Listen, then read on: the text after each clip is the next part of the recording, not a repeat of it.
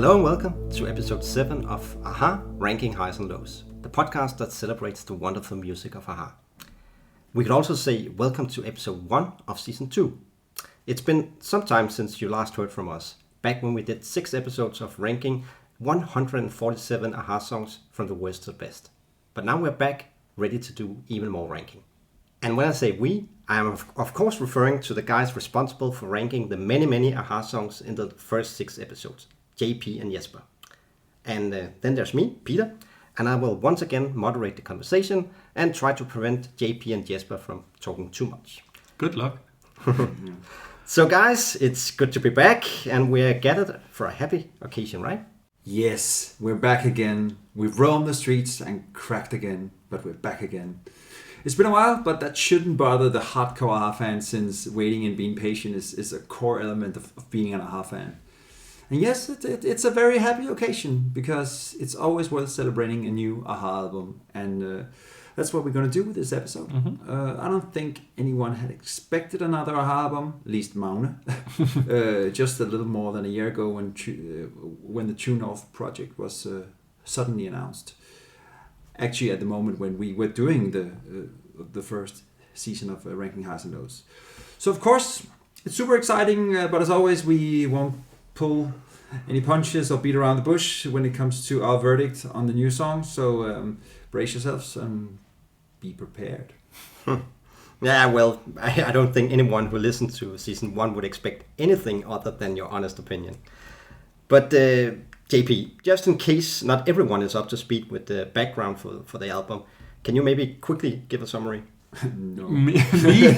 Quick summary. Not quickly. Did you not listen to season 1, Peter? I forgot. Yeah, no, I'll try. Well, it was a project that was, as Jesper mentioned, announced a bit more than a year ago, back in September 2021.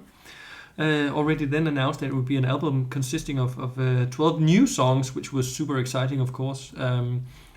And what was special about it is that it would be recorded as a live performance over a couple of days. Well, more or less a year to the date that we are recording this, end October, beginning of November last year, in Bodø in Norway, 90 kilometers above the Arctic Circle, which they made a great point about. And the reason why they did it as this live performance over a couple of days was, according to Magne, that it's the least painful way of recording together. So Still painful, but the least. Still painful, but less painful. But I don't think they've hidden the fact that there's also been some post-production polishing going on, probably also some vocal retakes and stuff in regular recording studios. So in that sense, it's quite different from, for instance, the Unplugged album from 2017. So it's kind of a hybrid. And another special thing about it is that on all songs there's a collaboration with the Arctic Philharmonic Orchestra. So it has this sort of lush sound to it. First, it was described as a concept album about nature, climate change, and how we interact with the environment. But yeah, I think we can come back to what that means when we go through some of the songs. And in the end, democratic division of labor between Magne and Paul, both contributing 6 songs each. Morten more or less just deciding to not interfere and save his songs for a solo project that he claims he's working on, as he's, according to himself, realized that it doesn't work with his songs in the AHA context. I think anyone who listened to... It's not too far from the truth. No, I think anyone who listened to season 1 of Ranking Highs and Lows will see that we also agreed. Yeah. Not that he didn't write some good songs for AHA, but it's a different beast. I always think of Make It Soon as his high point in the songwriting of absolutely. AHA. And so, the album came out last week, but obviously premiered in cinemas across the world as a movie by the, among many fans, well-known AHA photographer Stian Andersen. Well, the 3 of us went and watched it together in the cinema, and it's a bit of a strange movie for those who haven't seen it yet. It's a mix of live shots and shots of the breathtaking Arctic nature there in the northern part of Norway, and sort of combined with a rather strange story and narrative, and some commentary by the three AHA band members about climate change, man's relationship with nature, and the inner workings of AHA. So, yeah, I mean, if that sounds a little bit disjointed, that's also in danger. But yeah, yeah, and if it sounds disjointed, then it's probably because it is. But maybe also something we'll get back to. It wasn't short, but it was a recap. And sweet. Sweet. It was also very sweet. Yeah, well done. All right. Yeah, as you said, we all saw the movie, but will I actually be allowed to comment a bit on my take on these songs? Sure. As a disclaimer, we should say that it is of course JP and I who have done the ranking of the True North songs, but it would be interesting to hear your thoughts as well. Oh, thank you. Maybe I don't know about that. Yeah. in the first season, there's probably no doubt that we have listened to all AHA songs much more than you have. But this time we've all had the same amount of time, 4 or 5 days to get a feeling of it. But before we go into the ranking, can we talk about the elephant in the room? Is there an elephant in the room?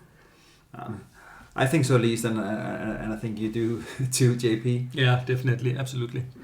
Okay, what's the elephant? I think the elephant is not long after the True North project was announced. It became clear that Magne and Paul didn't have the same, you could say, vision for the album. Or Magne had a vision of a concept album of some sort, and Paul basically just wanted to write and release songs under the AHA name. But didn't want his songs to be, so to speak, hijacked by this climate change concept. That's it's something that we've endangered elephant. Endangered elephant in the room. Nordic elephant, by the way. Yeah, it's something that at least you and I have talked about at length. Also because it seemed very much that Magne was the spokesperson for this album. And you used the word hijacked the project, and it seems to be a project that has been sort of very close to his heart, and that he was a bit surprised when Paul apparently mentioned or announced that his songs were not about climate change or nature or anything like that. There's a song called Bumblebee, so that must be the endangered bumblebee. I don't know. Yeah, but at least before we got the album, I think we had the discussions about, is this then even AHA, or is it Magne and Morten and Paul and Morten? Had this sort of, fear is a strong word, but this concern that it would be completely disjointed album, one that sounded like one collaboration theme, something around the same concept of nature, and 6 songs by Paul that would just go in whatever direction he felt like going. But maybe there is a true north and a true south on this album, and but we'll get back to that. I mean, in the end, the songs will have to be able to stand on their own and earn their place in the AHA canon. And that's what we're going to give our first opinion on in this episode. Yeah, sounds good. But I guess, I suppose it must have been difficult to rank these 12 songs since you've only had access to them for, a week or so. I mean, I know for myself that some of my all-time favorite AHA songs were not the songs that I necessarily liked at first. You have a valid point, but I would say that as being experienced in this this field now, I would say that you're professionals.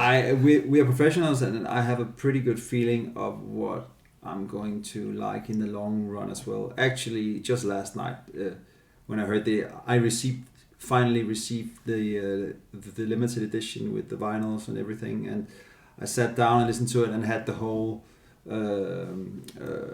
Full experience. The full experience with the lyric sheet and the book and stuff. And I have to say the album opened up a little bit more to me last night. So it's but of course opinions can change. And I remember when I first heard Locust in 1993, it was one of the least favorite songs on the album, and today it's a top 3 song of all our songs for me. So maybe not, but top 7. Yeah, I think I top don't 7. remember if we at put least it top 10. We at least in top 10. Yeah. So yeah. All right. But maybe we should revisit the album in 12 months and see what has changed by then. Yeah. Okay. Yeah, well, same time next year then. Yeah. Sure. Why not? Okay. But I think we're more or less ready to kick off the ranking. Is there anything we should know about your approach? Not so much, really. I mean, as is usually the case with the AHA songs, we being Jesper and me, we tend to agree on most of them. And in that sense, we have quite similar taste also when it comes to True North. And in those cases where we've disagreed on a song, we've found a compromise. They weren't too difficult to make, I think. A few of the songs have, of course, been made public some time ago, either because they were singles, like I'm In, or because they've been part of the last leg of the Hunting High and Low anniversary tour, like Forest for the Trees, or You Have What It Takes. So they've had more time to make an impression, good or bad. And Magne has released a number of his contributions as solo demos during one of the COVID lockdowns we've had around here, at least. On Instagram, Yeah, exactly. So they've been available for a while as well, but I think we can honestly also say that we haven't listened to those Magne demo versions too much. So that doesn't... Too much, but we've listened. We've listened, but I think the AHA versions stand on their own with the full arrangement here with orchestra and so on. All right. Well, then we'll begin the ranking of the first album with new AHA songs in 7 years. Actually. It is exciting. Yeah. And I'm curious to hear what you've put at the bottom of the list. So let's start. Number 12. Okay, let's start. It's always sad. It's like when we did the first episode of of ranking highs and lows. We had to start at number 147. This time, luckily, we only have to start at number 12. So number 12 song is True North. It's the title song. God damn it, it's the title song, and we have it at the bottom. I mean, it's probably only rivaled by Foot of the Mountain when it comes to worst title tracks. Yeah, and I actually think that I even like Foot of the Mountain a little bit better, I have to say. Yeah. I mean, it takes anyone less, even my wife, it took her less than 5 seconds to identify it was Stennis Road's rip-off. That alone is, it's a rip-off or it's a sequel, whatever you want to call it. Let's start with the positive. So, I mean, the verses... It's short. It's short. No, I mean, the verses are pretty nice, actually. And I really like... they are. I like the first tone as the crow flies in a line from A to B. I mean, some very nice notes there. And the verse are really good. I like the bridge as well. It's really nice. But then it hits you. The chorus. And I have to say, I mean, it has to be the most boring thing I've heard from AHA in many years. Not only 7 years, but in many, many years. It's such a boring chorus. And I'm not a big fan of modern soaring vocals, high notes all the way. But this is simply too bland, and the melody line is just not good enough. And I mean, if it's me, if the meaning is that it has to have this cold, wintry feeling, that really comes across. And I know Magne often says that he likes to hear Morten in this cold, melancholic environment. I like Morten in a melancholic environment, but this is just, I mean, the song is just, his voice is just not very nice in that particular area, I think. So yeah. But tell us how you really feel. Yeah, yeah. So I have to say it's a disappointment, and I felt it when we sat in the movies and saw the film. I was so bored. A few of the other songs, I was so bored as well, but they've grown on me. But this song just doesn't grow on me. No. And I mean, even the arpeggio keyboard in the background is Stay on These Roads, so it's just too close. Yeah, and I mean, as you say, when we sat there in the cinema, I think we were both first sort of shocked that it sounded like a rip-off of Stay on These Roads, but I also heard how Magne has described it in interviews as a sister song to Stay on These Roads. Yeah. So in that sense, it's fully intentional. And I can actually respect that and think it's an interesting idea. It's almost like an intertextual reference to an earlier work, and I mean that's something that Paul isn't any stranger to either. No, of course not. Yeah. In a somewhat different way, but I don't have any problem with the idea. And when we ranked the full AHA catalog in the first season, there were a bunch of songs that I described as second cousins to Driftwood. That it's not this one. No, or cousins twice removed. Sometimes those links between songs are very obvious, and sometimes it's more of an individual feeling. But obviously, it's very clear here. But I just, like you, apart from the opening verse, I just find the song boring. And if you stay with the analogy, Magne's analogy, that it's a sister song to Stay on These Roads, then to me, True North is like the safe and a bit bland sister that you go after or marry if you can't handle the big feelings or mood swings of the dramatic and beautiful older sister, which is Stay on These Roads. So, with True North, you'll have a simpler, steadier life, but you're almost guaranteed to get a bit bored and actually also annoyed after some time, because she just repeats the same things over and over and over again, which this song does. Yeah. And not only that, you're even forced to adopt her slightly annoying daughter called Living at the End of the World Part 2. Yeah. Oh, yeah. Can you hear that link? Yeah, I can totally hear that. I actually thought about it last night. Yeah. Yeah. So to me, it's like a combination of... And we didn't like that song either. No, definitely not. And I think it's one of those where, like Morten also realized that his writing just doesn't suit the AHA... context of universe. Yeah. Now that we're at it, we'll sail to the end of the world. A good sailor always returns. I took a little bit of objection to that, honestly, because yeah, the weather can be pretty bad out there. Yeah, I was gonna say, it's not always his fault. We live in Vogue times, so yeah. I'm not only allowed to, but almost obliged to become get offended. On behalf of the... Well, I grew up. I grew up on the North Sea coast of Denmark, and I don't personally know them, but I've seen enough monuments and so on that some sailors don't return. Some sailors don't return. There is a reference to Driftwood. Oh, come pity me, a poor mad sailor stranded on this load. Yeah, well, then there is it's a very distant cousin. A very distant cousin. But many good sailors have lost their life to the sea due to no fault of their own. I know that's not the point of this song. No, but, and I also want. But it's just not very elegant. I want to add, it's not because of the resemblance to Stay on These Roads that this song is at the bottom of the list. It's just the song that we least like on the new album. Yeah. Maybe we should cut it here. What do you think, Peter? Now, to be honest, it's not high on my list either. Not at the bottom, but close to it. Okay, let's... But actually, I'm just thinking now, you did in season 1 the ranking of 147 songs, and now we have the worst here on True North. Do you have an idea of how high, how low on that list it would go? I wouldn't have it in top 100. No, neither would I. It's outside of top 100. Definitely outside top 100. Yeah. It is by no means as bad as the studio songs that we rated lowest, which were Forest Fire and... No. Yeah, but I think it's outside top 100, right? Yeah. All right. So, yeah. Makes sense.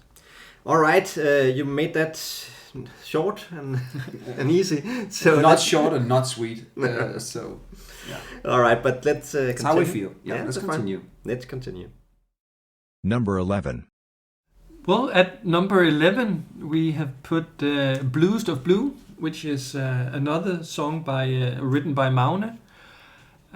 According to a recent interview, this was the song apparently that started the whole True North process for Magne. He released it also as a solo demo on his Instagram account in February 2021, so more than half a year before the recording of the album. And it was apparently also the track that attracted Morten's interest, who said it felt wrong not to do anything with it, so I started working on Max's piece and it became a project. Well, if you had presented it to us, nothing much would have happened since we placed it as low as this. I actually like his own version a little better. But yeah. Magne refers to Bluest of Blue as a forward-thinking message to the younger generation, including my children and prospective grandchildren. So, there's no doubt that it's quite but personal to him. But isn't that all the songs that he wrote for this one? Possibly. Okay. I've also seen some reviews that refer to it as a divine song or beautiful song. And I also remember that it was quite catchy when we first heard it in the cinema. But, again, like with True North, I simply just get tired of the song before it's finished.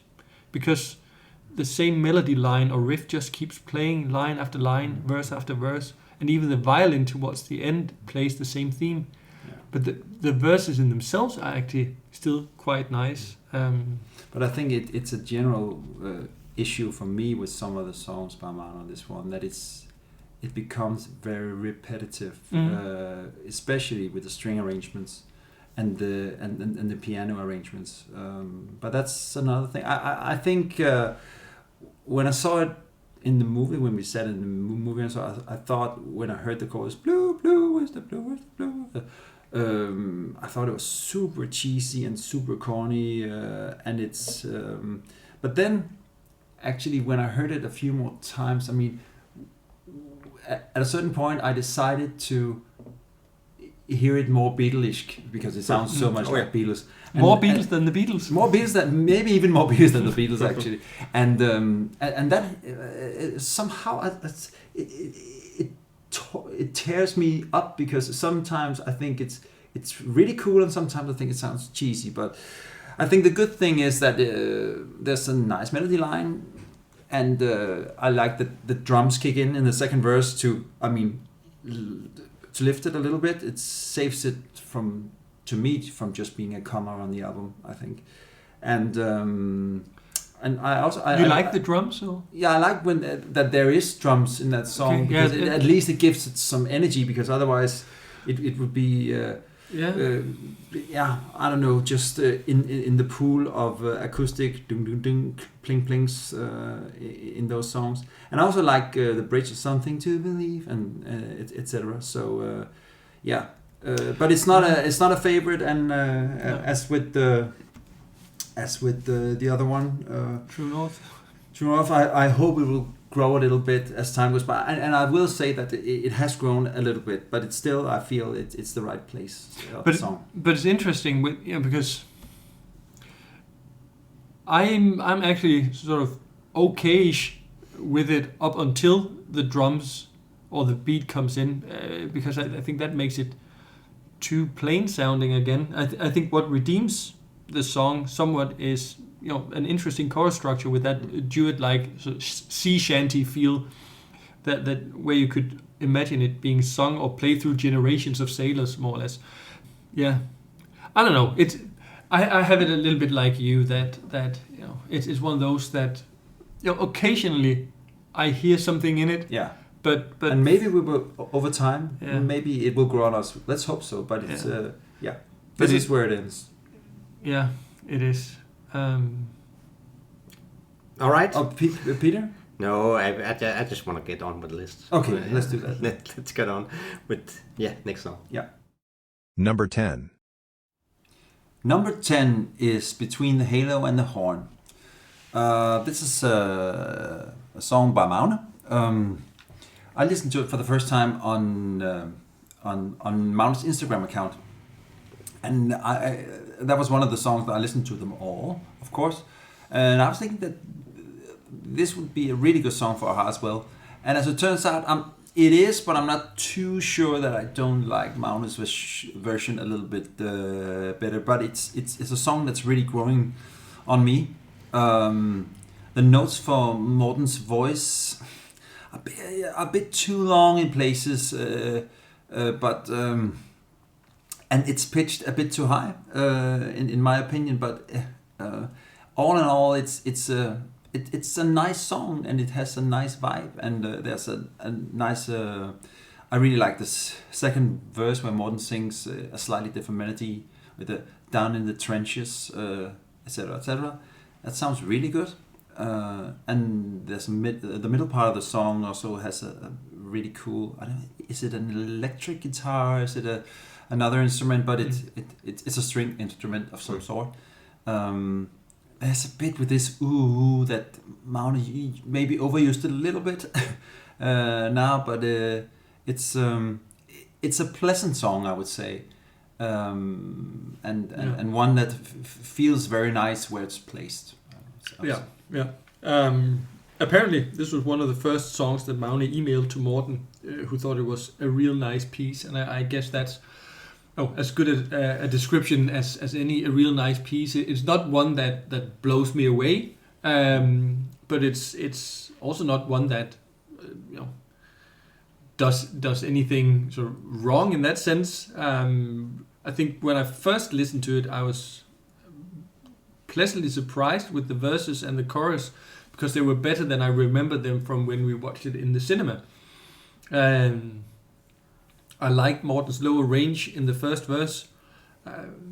I do tend to think that there's a certain overuse of a riff or theme in the melody that I start to get tired of somewhere halfway through the song. Personal preference and personal opinion. And I agree with you about the pitch in Morten's voice, or not the pitch, but the range that his vocal line is placed in. Pitch, that's to me, that's not where he sounds best. I get a little bit of the End of the Affair feeling here. I think it's better than End of the Affair. I think so too. Definitely. But songwriting in general is really good. Yeah, and I really like the image or the idea, or whatever you want to call it, that we human beings have the angel side and the devil side, so the halo and the horn, and that life is a balance between doing what we know is right and what we feel like doing. That probably also fits quite well with the climate change theme, or describes how we try to balance consideration for the future and the planet with our own here and now needs. I do want to say though that I think Magne is doing a reverse Jesus here. And why is that? Well, on some of his there was a period of time. There was a period of time, where, as you pointed out, Jesper, when we had a discussion before this, that he used to write a lot about wine, but now it's all about water. So that must be a reverse Jesus, that you change water or turn water or wine into water, salt water, as it were here. So for me, this is one of the reverse Jesus songs. But he's still whining. I remember when we interviewed him many years ago in connection with the analog promotion tour. I pointed it out to him, and he said, "Oh yeah, that's right. I write a lot about wine. I have to stop doing that."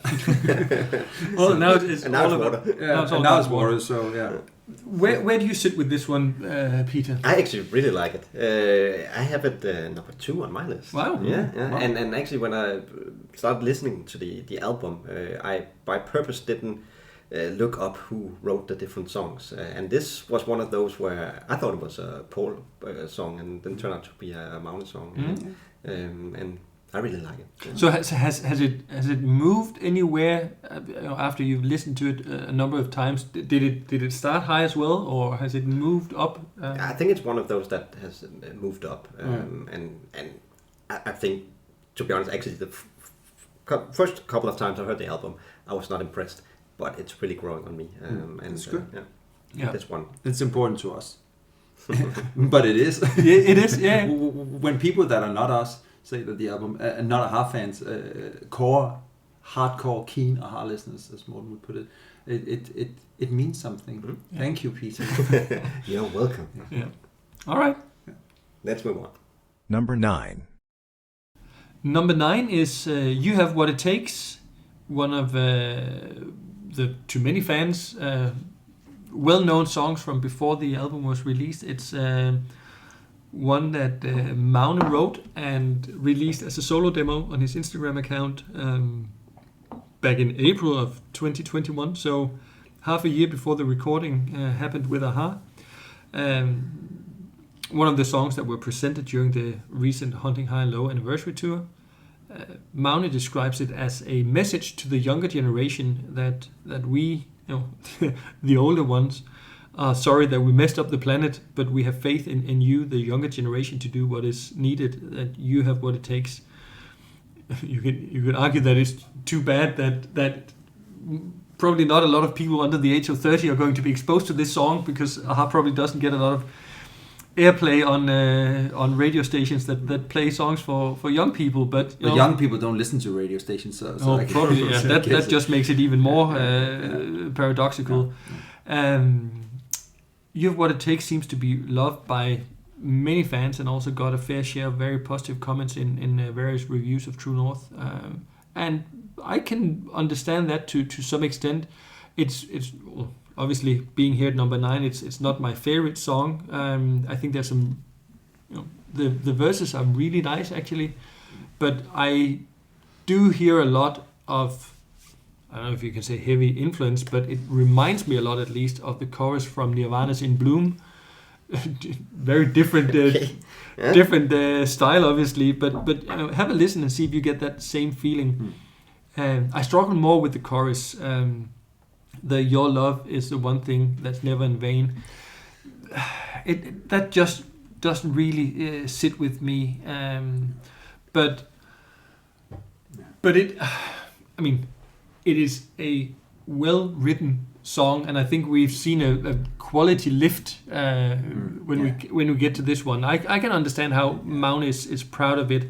It's not necessarily my taste, but I can understand why some people, or a lot of people, seem to love it. I mean, with stuff like this, I mean, Magne speaks in volumes about the song, and his and it is his testament to the next generations, and this whole idea is of course not something you want to stand up against, because it's a very positive message. But with stuff like this, I mean, you either love it or you hate it, and I wouldn't say I hate it, but it's not something that really does it for me either. I think you feel the same way. And then, but I mean, having listened to it quite a few times, it draws me a little bit closer to it every time I hear it, and it really helps. I would say, when I got the artwork yesterday, and it really helps to have the artwork in front of you when you hear a song like that, and you can follow the lyrics and so on. I think it was not the best choice for a second single, to be honest. It's almost too alike I'm in, and the same style at least, and I would have loved for the album to be promoted with more variation than this one. But it's a nice song, and it's still growing, and it's a good one. Yeah, I actually have it at my bottom. At the bottom, yeah. But I think it's boring. Yeah, but listen to it a few more times, and someday. All right. Let's take the next one. Yeah. Number 8. We've reached number 8, and that's the first single. I'm in. So are you in? Halfway Through the tour. Halfway through the tour, and we're also almost halfway through the album now. I'm not totally in. I remember when the song came out. I always, when a new AHA song comes out, whether I'm totally crazy about it or not, I present it to my wife, obviously, and she said to me, "You wouldn't even give it a second listen if it wasn't an AHA song." And I have to agree with her, but it is AHA, so I will let that song grow as big as it can get. And I must say that after almost 50, 60, 70, 80 spins, I don't know how many times I've heard it, the song has grown a little bit since the release. It's not my favorite style of a Aha song, but it's really growing. I think it has some really nice notes. For instance, when Morten sings "Give in, don't give up." There's some. It has this Aha melancholy that I really like. But as a first single, I wasn't too crazy about it. But it's a song that grows. But I have to make another point. The middle part of the song is too repetitive. I mean, I so miss that Magne, he would just let his hair out and just be a little more adventurous, playing some different notes on the piano. He goes through 8 bars on the same notes on the piano, and it's a waste of 30 seconds or something like that, because nothing happens. It's just the piano and the strings and of course the drums and bass. But it becomes boring to me, at least. Same. Honestly, I think it's a well-functioning first single, because it has one of the more catchy choruses. I think. Yeah. I like the stop thing. Yeah. Yeah. I mean, the first minute of the song sounds really promising, but then I get some of the same as you do, that repetitive riff that just goes on and on, throws me a little bit off. But then actually I like the dynamics in the chorus. I like Morten's delivery when he gets to the choruses, especially after the break, where he sings about whatever you think you're worth, however much it hurts. That's a real highlight, and I think with a lot of Aha songs, I can sort of find the quality or the beauty in if there's just one particular note or exactly. one chord that just does something extra, and I think this actually does that, but it drags on for too long. Yeah, but the middle part actually tears it up a little bit. That's really good. And that's a really good part of the song. And that also that is something you don't expect, at least when you hear it the first time. The second time, you know it's going to be there, of course. But and that's a good thing. I really like when a song takes a few lefts and a few rights and still has a core that you want to listen to. Yeah. So it's a little bit more adventurous, and this could have been bigger, but it is getting better and better, and that's a quality sign of a song that gets better the more you hear it. Yeah, absolutely. What I don't understand, that's not necessarily criticism, but what I don't understand is that you've seen it described so many times as classic Aha. To me, there's nothing classic about it. And it's not that I want them to do what they've done before. No, honestly, no. Who can even define what classic Aha is? There are not many albums that sound the same. But I think actually Magne is going in a different direction than what we've heard from Aha before. Now, whether you like it or not is obviously personal taste. But I think it's a grower, like you say. I was quick to first dismiss it, but I actually think it's a really well structured song, albeit a little bit too long, like what we've just been through here. Oh yes, yeah. So let's move on. So let the producer come in and save the day. Where do you put this, Peter? No, I actually like it. I think I put it third on my list, and I actually think it's good as a first single because it's quite catchy, and actually I think it demonstrates a bit of what we're getting. We're getting this orchestra that we haven't heard on other albums. So I think it's a catchy. Is not a word I would use for, I think, maybe any song on the album. But No, but the chorus here I actually think is catchy. But you know, one man's catchy is another man's batchy. I don't know. Is that a word? It is now. It is now. All right, let's move on. Yeah. Number 7. Number 7 is Forest for the Trees, written by Paul. Anyone who saw Aha on the second leg of the Hunting High and Low anniversary tour is likely to have heard this one. And between this and You Have What It Takes, that was also played as one of the new songs on the tour, it seemed that You Have What It Takes was most people's favorite, at least judging from comments on various Aha fan forums. For me, it's the other way around. I think Forest for the Trees is the better of the two songs, and it actually works even better in this somewhat more controlled album recording environment than in the concerts. That's probably or no doubt helped by the use of real strings and possibly also some studio overdubs, but it just makes for a richer sound. But I think even in the Hunting High Low concert version, it was clear that this was one of Paul's strongest choruses of recent years. Maybe also because the song as a whole follows a more traditional structure than many of his other songs seem to do. But at the same time, the melody takes some highly unexpected turns, not least in the chorus. So in some sense, it's a straightforward song, but there's nothing simple about it. It's just, I really like the song. For me, it's a compromise to put it where it is. A little bit of a compromise. I mean, as you said, we agree on most things. But I think actually the lyrics, they're excellent. In the verses, I can relate to them as being part of the True North thing, because that's 100%. Totally, and that is on concept, so to speak. I would say. Yeah. I'm not sure I get the chorus. I don't fully understand it, but that might be me. I think it's super obvious. Yeah, of course you do. But what you really see, Forest for that note change there is, excuse my language, I was almost saying the F word, but that's brilliant. I mean, that's some of the. I mean, I enjoy it every time, and I wouldn't say it surprises me every time because I know it's coming, obviously. But that thing is pure genius. I really like that, and I think the whole feel of the song, the strumming of the acoustic guitar, and the it's actually Magne who plays the acoustic guitar on this song, and it's really nice.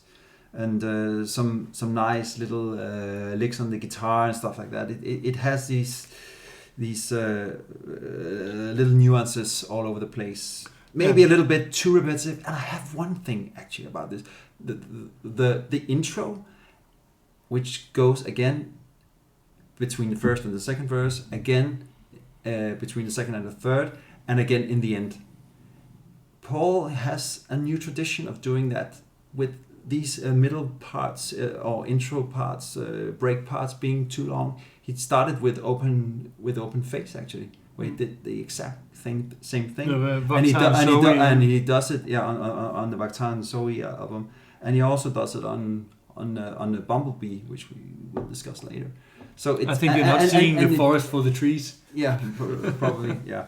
So that's but it's a song that I really enjoy. Yeah. And so do I. I think we're just also at a stage here where the songs, at least according to us, are of such a high quality that we're not doing a rating, we're doing a ranking. And when you do a ranking, certain songs have to be moved further down the list. But that's hard. But in terms of quality, it's really high. I wonder if it's being punished a little bit for not being as new and novel as the others. So But yeah, well, Peter, you have an opinion? No, you said it was introduced at the concerts, right? And we saw the concert in Copenhagen together, and that, and then You Have What It Takes. I wasn't impressed, so my expectations for the album was quite low. And I actually have those two songs at the bottom of my list, but that actually means that some of the other songs have surprised me. Okay. Yeah. Let's move on. Yeah. Number 6. Number 6 is As If, song by Paul, and that is actually the exact song that I would have changed with Forest for the Trees. This is my least favorite of Paul's songs, I think. I think to start off with, I don't think that Morten's voice deliver very well in the first verse, especially it sounds a little off key on some of the notes, and all I in don't all, mind it stands to me as a little boring. I think the chorus is a bit bland, but then when I got the full treatment, so to speak, when I got the album and had it in front of me and actually read the lyrics as I was hearing it, it's growing on me. But as I said to you, JP, when I first heard it, I said this is almost Eurovision material. With the chorus, it's so normal, average. I think I disagree on so many levels. Yeah, but I know. But also in the end of the song, and I know we disagree here. It's way too long. It's like You'll Never Get Over Me. It's a minute too long, and the way he sings as if 6 times in a row, you actually know.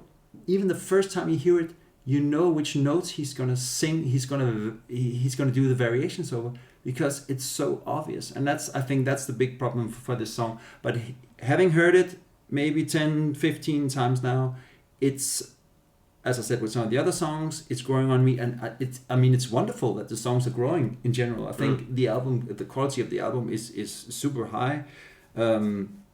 But it's not. It's probably going to stay as a song that I'm probably not going to hear as many times as I'm going to do with some of the other songs. So, how do you want to praise this one? I really, really, really like this one, and with 3 reallys, you can hear that I'm close to saying I love this one. Yeah.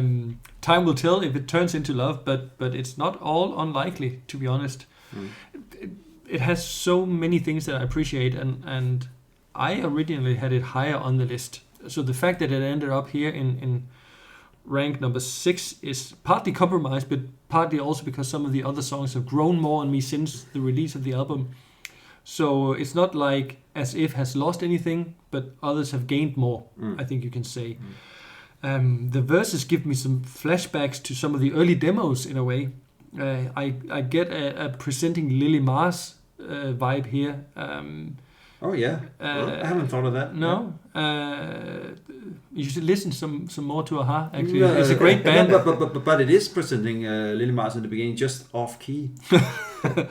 Yeah, but I don't mind that, honestly. We can come back to that also, but I think the lyrics also fit with, both with Paul's style of later years, but also with some of those earlier day songs, which in some weird way transcends time. And I really, really, really like the lyrics. At least the way that I understand it, Paul describes a range of unlikely things, like emptying a lake with a spoon. Yeah, to say, quite funny. Yeah, to say as as if I wouldn't be there for you, or as if I just give up on you. I don't know if that's what is meant, but to me it makes sense. And I think it's a very unique way of saying it. And I think the chorus is wonderful. I think it's one of the most melodic on the album. But maybe also one of the most melodic from Paul in some time. And I think Morten's vocals are super moving. You talked about the end of the song here. Yeah. I think that string arrangement, I think that's marvelous, and it contributes to what I would consider one of the most intense and gratifying endings to an Aha song in a long time. I love that as if improvisation that you think is too predictive, but for me it climaxes with that well-known and perfectly dosed falsetto. I almost get an image. That falsetto is so plastered on in the studio afterwards. And I have no problem with that at all. I actually almost get that image of like an aging boxer, like a former champion who steps into the ring and puts up one last great fight.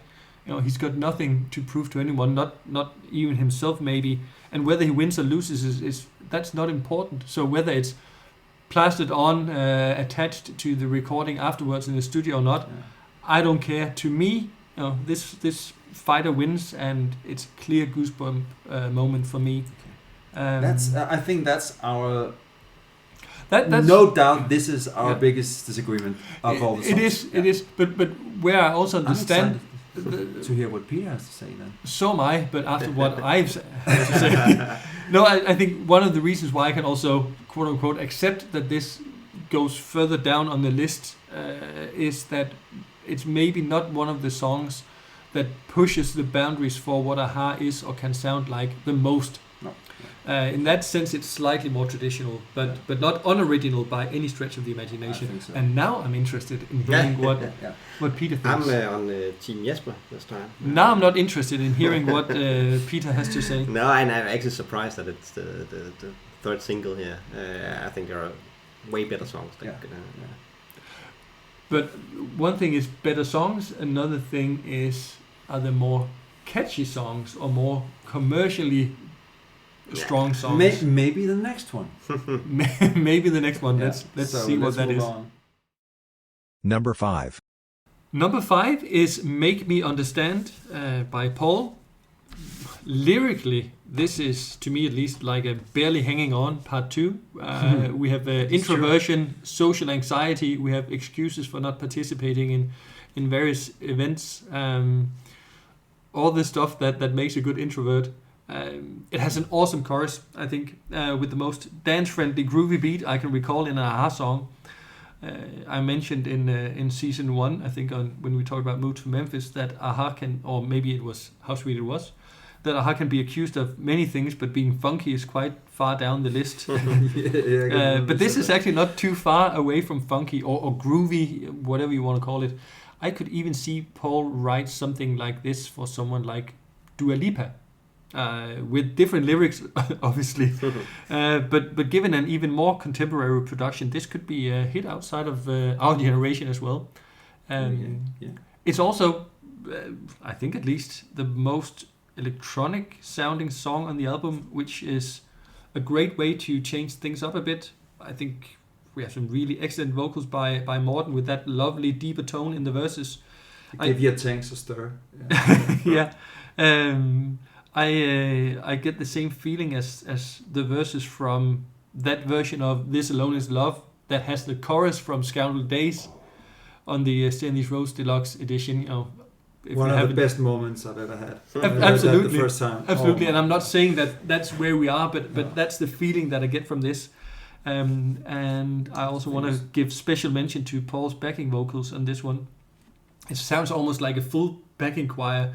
And I think it would have worked excellently on that Electric Summer tour back in 2018, where they still toured with the string section from the Unplugged album, where they had these three string, this string trio to support them. I could honestly see a tour with freshly arranged songs and a lush backup singer section like this to add more dynamic to the music. So for me, this was an immediate favorite, and I could have seen it go higher on the list as well. Yeah. But then we have the same issue as we had with the first ranking, that we cannot put 25 songs in top 10, and we cannot put 12 songs in top 5. No, yeah. And I think the whole concept of the lyrics, as I mentioned to you, I was almost like, is this about his and Magna's relationship? I can't make it. I'm expected at home or somewhere important. or it says, I'm in the middle of nothing. I like that one. So, but I'll call you later. As an introvert, I could totally relate to that one. To be honest. So but this one kind of starts in the same way as if. I'm not too keen on that, but I like the beginning of this one better because I think it suits Morten's voice a little bit better here. I have to stop saying that it's growing on me because this song is getting better and better for me as well. And I like the chorus. It maybe even overdoing it a little bit. It's been almost too catchy for my taste, but I really like it. Oh, Mr. Indie. Oh, Mr. fucking Indie. No, but it's... I like this band that you haven't even heard of. And then the middle part of the song, again, there's the surprise as we talked about with I'm In, but then the middle part of the song with the strings coming in abruptly in a so cool way, and it says, and then the drum starts again after it says, and then the drum starts again, and that reminds me to the keen a-ha listener of the extended remix of Train of Thought. 8 minutes and 31 seconds was my one of the first maxi singles that I had. And go back, I don't remember exactly the time code for this change, but it reminds me of that. And Paul, if that was the intention, I was the one who got it. So yeah, it's a good song. So Yeah, I think it's some of the coolest that I've heard in a very long time. It's pretty cool. Yeah. And you agree as well? Yeah, especially the middle part where you have sort of the electronic part meeting the orchestra. That works really well. Yeah, well, it works super well. So We agree somewhat. surprising. It's a great song. Unsurprisingly. Yeah. All right. And Let's move. And on that good note, let's move on. Number 4. Okay, so number 4 is Summer Rain, written by Magne. And I have to say, I'm so overwhelmed with this song. Actually, when I heard it last night, because now I've heard when I got the album and I got the whole thing, I'm saying that again, I actually got a little wet eyes because I love this song so much. It's by far the best song, in my opinion, by Magne on this album. And I mean, notice one very important thing here. Not only is the song really, really super well written with some great chord structure, the best chorus on the album, I think, but it's perfectly pitched for Morten's voice. Mm-hmm. The notes here are shorter than almost all other songs by Magne. And I think that, I have to say this, it's not but I think Magne has a wrong impression or opinion on what fits Morten's voice the best. With the exception of this one, because if he thinks that Morten you can teach him then. No, but yeah, But but I agree. it's just a matter of taste. But this Yeah, is where Morten works these days. This is where he sounds super cool, and Honestly, I'm also so before. and I mean, and he says, but the aha tone is this, that, and that. But what is, we mentioned it before, what is the typical aha song anyway? I mean, is it I'm In? Is it Start the Simulator? You hate it, Peter. Is it Take On Me? Typical aha. Is it Slender Frame? Goodbye Thompson? Early Morning? Scandal Days? I mean, all vastly different songs. But I thought he would mention 147. I could have mentioned all it. Okay, and I have much more. I mean, Is it Never Demo? this is I mean, I could go on endless about the song because I think it is so great. I mean, it sounds to me like a really, really good Duran Duran ballad as well. It could have. And then you go and spoil it all, right? And I got I also get reminiscence to some Depeche Mode stuff, and I get even to Belinda Carlisle. Not a song. It is a song. Not the song "Summer Rain," which she also made on the Runaway Horses album. There's a song called "California" from an album called "Real." And then this loose rhythm on the drums, that's perfect too. And the lyrics are super nice, and the whole mood of the song.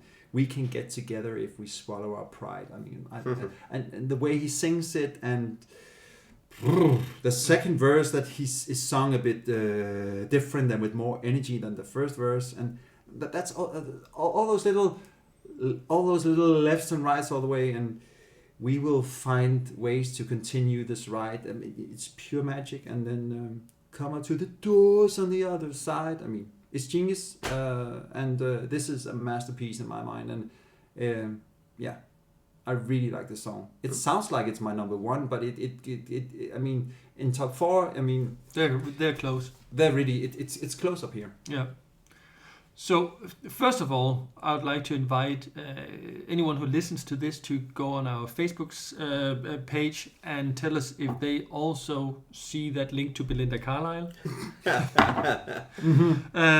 Because I think it's super obvious. It's called California. The specific song is called California. All right. It's about River Phoenix, by the way. Oh, there you go. Another watery reference. So obviously, I mean, Summer Rain, from the title alone, this was the song composed by Magne that I had the highest hopes for, because it has this reference to the lyrics from Memorial Beach, where his piano playing was absolutely wonderful, especially in that part where Morten sings about into the rain, the summer rain. And honestly, this one didn't disappoint at all. If anything, it even exceeded my expectations. I think it stands level with the best songs that he's done for Aha. Yeah. We are. It's maybe even better than Lifelines. I was gonna say it's close to Lifelines. Yeah, it is. It's up there, potentially at least. Time will tell. I agree. It fits Morten's range perfectly. I get a lot of Doors vibes here, which I suppose is quite apropos, since the imagery in the lyrics is very much one about opening doors to the other side and letting the bad things and the pain out. If the piano had been replaced by a Hammond organ or vintage keyboard of some sort, it would have had it would have been a perfect Doors tribute, with Morten sort of evoking his best Jim Morrison baritone. But it could honestly also have been an outtake from Memorial Beach. The short guitar solo sounds like something Magne and Paul could have come up with in the Bridges era. Exactly, yeah. So it's really true. And it's a bit of early morning-ish to it as well, yeah. And all of those songs from that era are just fantastic. So anything that sort of evokes that same feeling, it's difficult not to love it. And lyrically, obviously, read it as a comment on Aha, their relationship and their ways of working. Now, what we cannot solve, we can set aside. Despite our differences, we're intertwined. Time will heal and the hurt subside. In the summer rain. In the summer rain. That is nice. Yeah, it's beautiful. So it's almost like a comment to the way of working on True North. Paradoxical then that the only Magne song that doesn't really seem to fit with the climate theme is the one that we prefer. Others will see it differently, but this is. Kudos to Carl Olof, by the way, on the drums. On Absolutely. This one, and kudos all the way to Ivan Ormstad. On the bass. What a genius on that bass. Yeah. Oh my God. OMG. So, if there's ever another Aha album after this one, then this is the sound I would love for Magne to explore more. The chorus is among the best on True North. Yeah, and it's where Morten just outshines any singer I can even think of. So this is a great song. Yeah. And apparently the first song that's a mashup of The Doors and Belinda Carlisle. Yes. Yeah. That's what I'm taking from this. No, it's a great song. Yeah. Great song. Good. Number 3. Number 3 is Oh My Word. Oh my God. OMG again. OMW, song by Paul, and the always highly anticipated album closer. It's always a special song, and historically rarely one that has disappointed, and that actually goes both for Aha and for the album closers that Paul has written for Savoy. This one caught me a bit off guard first. I didn't really know what to expect, obviously also because it wasn't included in the True North movie. So when we got the album was the first exposure to this song. And the same with Summer Rain, of course. Yeah. The same with Summer Rain. So I didn't know what to expect, but I don't think it was this. And that's often a positive sign. I absolutely loved the title from before I heard the song, and it all just fits. It works. It comes together. I've read all the Burt Bacharach references, and I also totally get that. It could almost have been included on the Painted from Memory album that Burt Bacharach did with Elvis Costello as well, which is a wonderful album. But I also think it's a lot more than that. This is much more Paul than it's Burt Bacharach, but it's more Burt than Burt. It's more Burt than Burt. I see Ginger Rogers and Fred Astaire waltz across the ballroom or on a New York sidewalk in an old Hollywood movie, sort of in effortless elegance. But in some strange ways, again, I hear some early Aha demos. It's not that they sound like any one of them in particular, but there's something about that, the aura of the song. It's just a really, really beautiful piece. Yeah. The lyrics, heydays belong to the past, only a fool could expect them to last. It's just absolutely heartbreaking. Yeah, yeah. We were once the Take On Me guys. Yeah. Now it has a life of of its own, yeah. as they normally say. So this Not that I think that Paul misses that, by the way. Not necessarily. Not at no. all.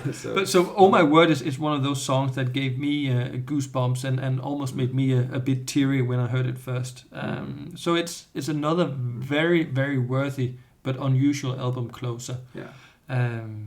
It's not one of those that end an album with a bang or in a bombastic way. It's much more somber, subdued note, and one that makes me say, what did I just feel there? I feel the same way. Yeah. What did I just feel? Yeah, I can't really find a better way to describe it than timeless and sentimental elegance, and I'm just thrilled that a-ha, the a-ha universe is big enough to fit something like Oh My Word into it. It fits the universe perfectly, but at the same time it expands it. I'm gonna reside you and say I agree with a lot of what you said. And then I'm gonna ramble on for 10 minutes. Yeah. But that's also very like me. That's also no, but it's I really like this waltzy feeling, as I said to you. I mean, this has perhaps the potential to be another. I mentioned the Locust earlier, that it started out for me. This one doesn't start out at the bottom, but this has the potential to be a really seemingly non-stop July classic to me as well. This is so nice. And staying with the lyrics, I really like the sun is rising in the sky, unsurprising, yet it catches the eye. I mean, that's great. I mean, that is, and I think that's. I mean, it's just a really nice song. I have really nothing more to add, but it's just so enjoyable. It's super departure from Summer Rain, and that's a lovely range to have on an album. Such great songs compiled into one piece, and still it feels, I wouldn't say it feels coherent, but it somehow does anyway. Yeah. And that, of course, is Morten's voice. And by the way, Morten's range here, again, further forthcoming a-ha albums, please do more with Morten's voice in this range, because he sounds amazing. Yeah.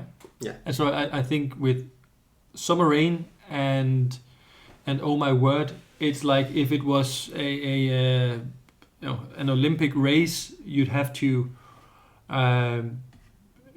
zoom in on the finishing line to see which one actually comes in third place, because they are really, really close. Two fantastic, some of the best album closers combined, I think they've ever had. Yeah, it is. Do you like it, Peter? I do. It's a standout track because it is different from the others. And at first listen, it was the one that really caught me. And now it's a little bit further down the list because other songs have opened up. But at first listen, it was the one that really stood out. So I really like it. Yeah, cool. All right. Let's move on. Number 2. So we've reached the top 2, and number 2 is Bumblebee. What a song! I mean, it's almost hard to comprehend that such great tones can come out of a band almost 40 years down the line, or actually 40 years down the line. It's just the bell tower strikes the hour. It reminds me a bit of Tears from a Stone from Savoy. Of course, because it's basically the same. It's such a great song. I mean, we've heard some of it earlier on Paul's Instagram account and Facebook. It was a song to his sister. It's a song to his sister. I think maybe when she turned 60 or something, 3 years ago. For her birthday. And that, I mean, that also really helps the song when you read the lyrics there, and it's just a great appreciation of another human being. And it's she's my protector, bad vibes rejector, wisecrack injector, bumblebee inspector. I mean, it's and he also gets the word in, which I will always love, young and slender, because then he goes, oh, Slender Frame, one of the greatest a-ha songs of all time. So those little, I don't know if it's an actual reference or what, but that's such a good thing. Everything just adds to the To the praise of this song. The score for the orchestra is amazing. I mean, kudos to Joe Mardin, who did all the arrangements for Paul and this one, and Kjetil Bjerkestrand did for the Magne songs. I think he gets everything out of the orchestra here. And again, there is this, as I mentioned, with Forest for the Trees and Open Face, there's this same intro part, and then after the verse, the same rather long part again. And it's I don't know if it's annoying, but it's just I really like it when it's not that repetitive. And then there's something about every medium that I've heard it on so far. I love those drums. Cassette and mini disc and but when you hear the drums that are great prior to the verses, it sounds like the overdrive. It sounds like an overdrive in the microphone. I don't know if anyone else has like that, but they're not clear. It becomes a little muddy, but it sounds. It's Per Hillestad, and welcome back, my old friend, who plays the drums on Paul songs, and it's just amazing. I have nothing further, Your Honor. No. What a fantastic song, and what a tribute to an older sister who apparently has been the most supportive of Paul in his throughout his career, but also when he decided to pursue a career as a musician, something that, as far as I understand, wasn't his parents' biggest dream. And she is a huge a-ha fan. I've seen her say that. The lyrics are like a sudden flashback where an old memory just comes out of nowhere, and you see something or someone from the past as clear as day. It's one of those songs where the lyrics play an important role in my appreciation for it. The melody is lovely, the arrangement is wonderful. There's this subtle guitar, and again, the drums by Per Hillestad. Oh my God! But the lyrics are just very, very lovely and loving, and they honestly brought a tear to my eye. As you mentioned, she's a protector, bad wife rejecter, and so on. Small bird befriender.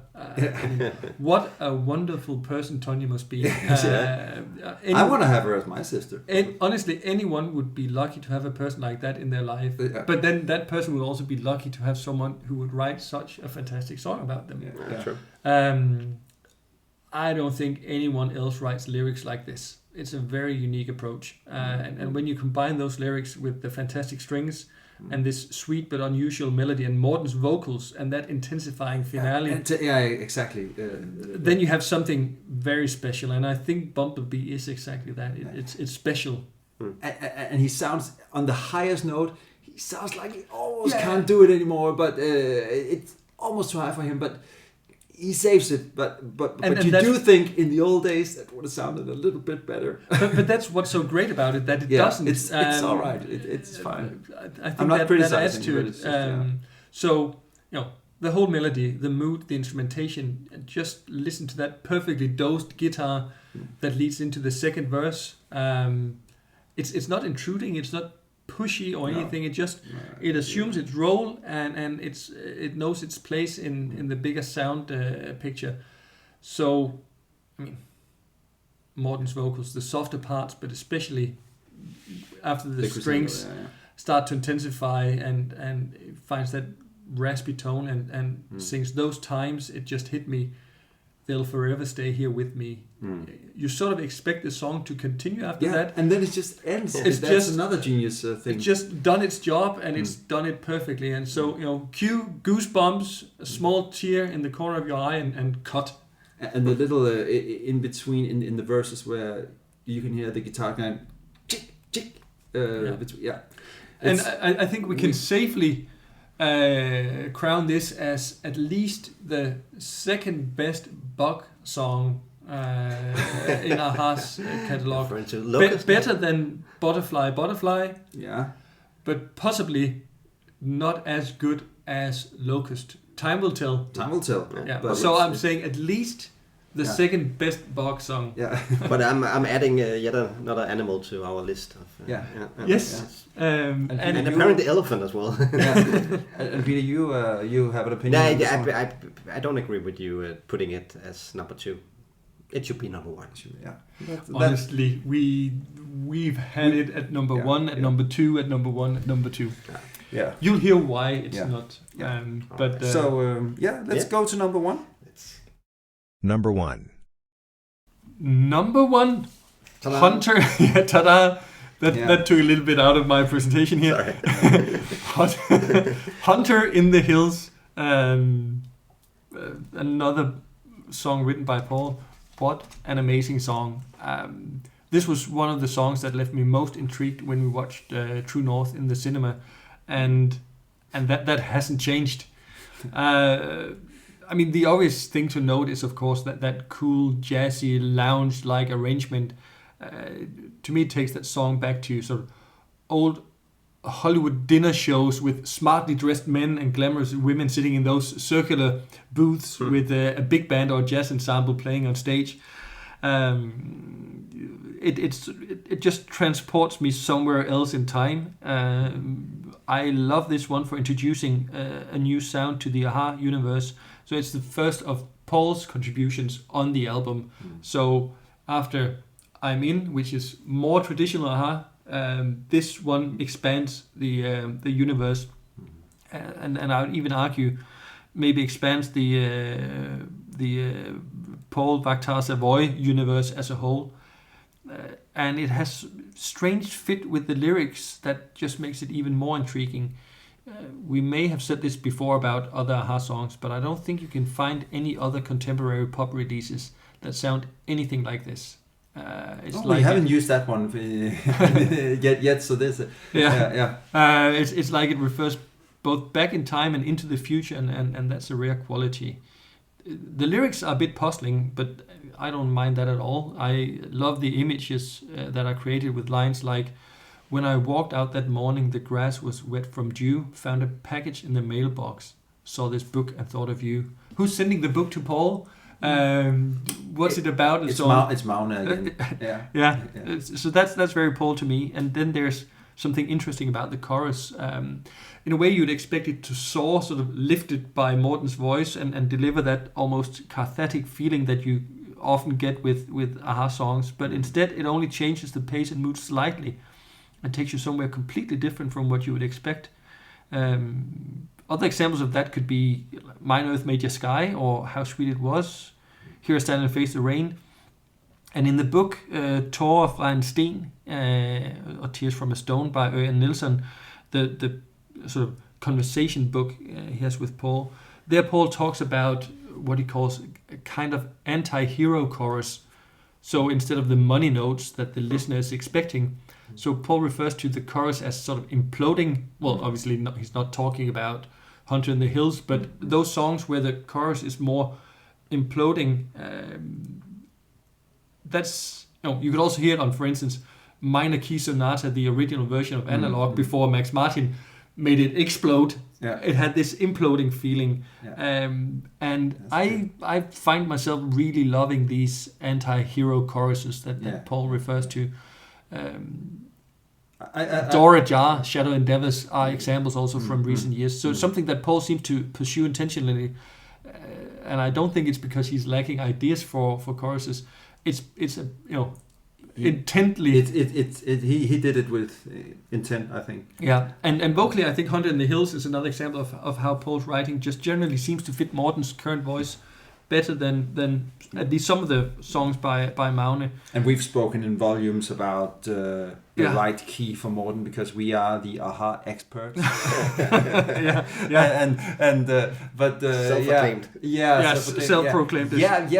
But it's also it's really, of course, it's a matter of taste, because I think a lot of a-ha fans who listen to this, if they've got this far, because if they don't agree with us, they would have probably shut this off long ago. But thanks for staying with us. But some like the long notes, the pitched a little bit higher, that Maune writes for Morten, And I mean, that's all right. It's just we feel that here is where he is at his best now. And I agree with you. You said Hollywood. The first notes that I wrote for this is a movie.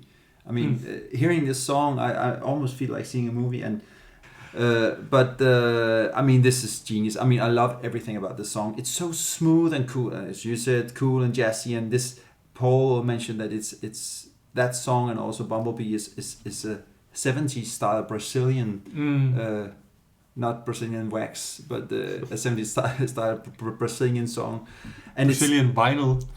Yes, exactly. And it's one of the 2 times I got goosebumps when I first heard the album. I thought, whoa, this is amazing. And it's like, there's nothing in this song that I would change the slightest bit. I mean, it's for me, the lyrics are sharp. You can just picture it all. You hear the storytelling. And of course, when treetops are mentioned as clouds sweep through the treetops, then you're in. Then I'm in. Yeah. I'm in. Because it always reminds me of Over the Treetops, one of the greatest Aha songs also. It's probably also reassuring for Paul to know that you, of all people, wouldn't change a single note in this. I wouldn't change a single thing. Of course. Yeah. Oh, we have a lot of internal references here to the keen Aha and så var en Morten og Magne listener. Well, the drums by Per Hillestad, again amazing. The bass, even We Love You, it's perfect. The strings, perfect. Credits needs again, to be given to everyone contributing to the whole orchestra as well.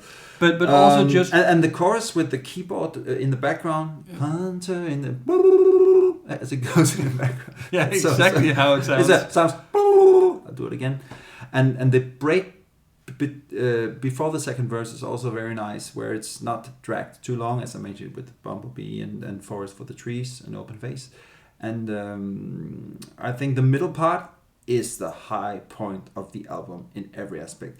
And this is why it's number 1, for me at least. I mean, Morten's woo! And different sounds like, oh!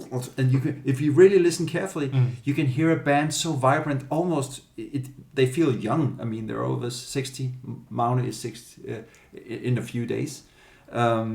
It's you can just hear them. It's like they enjoying themselves. And it really shows the engagement, and the break is And there's a richness and a texture to Morten's voice when it's placed against a backdrop like this with the horns, the groovy rhythms. Yeah. That super organic production. It just all comes together for me at least. This track is to me it's close to a 10 out of 10 on a scale of 1 to 10, and it could be over time. It could be, I think, and Bumblebee as well, and maybe some of the other ones as well. Summer Rain, Oh My Word could maybe go into top 15 of all time Aha songs. Maybe, maybe only top 20, but I think it has potential. And we talked about before the album came out. We talked about, well, maybe if one song of the album could go into top 25, that would be a great success. I think this album has the potential to be even better than we expected.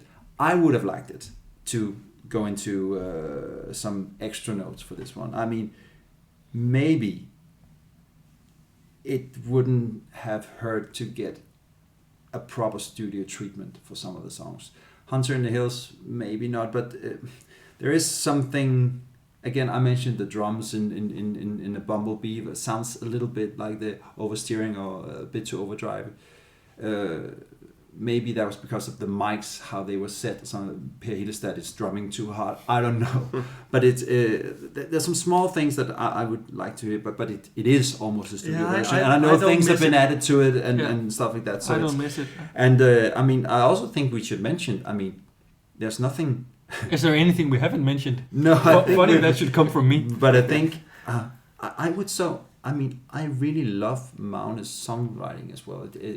Now because as the keen listener now will know is that we placed a lot of Magne songs at the bottom of our list. I mean, all in all, this is a great album, and many of Paul's in the top. I just think again, I mean, songs like White Christmas Lies, This Is Now America. I think those songs could have been chosen for Aha, where I think Morten's voice would do much better than on some of the songs that we placed from this album that we placed lower on the list. So There was I mean, also he one of the wrote other- Kryptonite to take an old Magne song would be perfect for AHA as well. But there was also one of the other demos that he released as part of the also COVID lockdown. stuff, yeah. God is in the details, which I Yeah. think was better than a lot of the other songs that made it on the album. So really good song as well. So, but all in all, I think keep going, guys. It's an album of really high quality, yeah. but they are also two quite different styles, and Yeah. it just so happens that our taste goes more in one direction than the other. But you can also see from reading the many comments and personal reviews of people that some like all of it, some like the Magne songs more, some like the Paul songs more, some don't care who wrote anything. but I mean, I don't care who wrote it anyway. No. But it's just it's how you perceive music. Yeah, it's what you respond but to. But maybe they should make two bands and ha, and then share the brand and then then make two different albums, and then you will probably love them both in some way.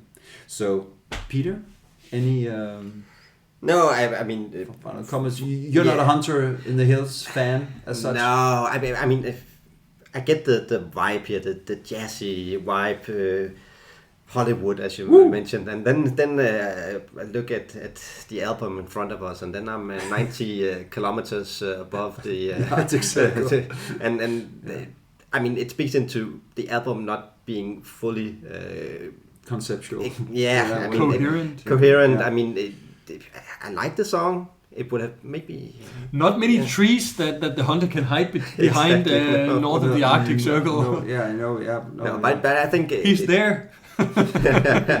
The track stands out as well, but to me, it not in a good way. I simply don't think it fits that well into the album. Maybe on a EP Well, that's of, ending on a high jazz note. songs. But I mean, you could argue the same about Oh My Word, about Bumblebee. I mean, it's just a different style, and that's. I mean, Paul said it himself. He wasn't making a concept album. Magne was, and that's fine. I think all in all, I think it has some coherency anyway, But it's exactly it's like not they super coherent. It's And maybe exactly if it's too what they coherent said. as well, that could also be annoying. So. But it I is like the different exactly what colours they on this said album. in East of the Sun. Half of a concept tells half a story. Yeah. And on that note, high note, we're ending this podcast. Yeah. Thank you so much for listening to us again. Thank you. It was good to be back. Yeah. It was good to be back. Stay tuned for more babbling from at least the two of us. Yeah, and let's hope that it won't be 7 years before we get new music, right? No. I mean, honestly, when they produce something like this, it would be a shame if they didn't continue this way of working. But if they do decide to end like this, it's a much better swan song than Casting Steel was. Yes. Yeah. No doubt. That's a good end to this. Yeah. See you next time See for you. next episode.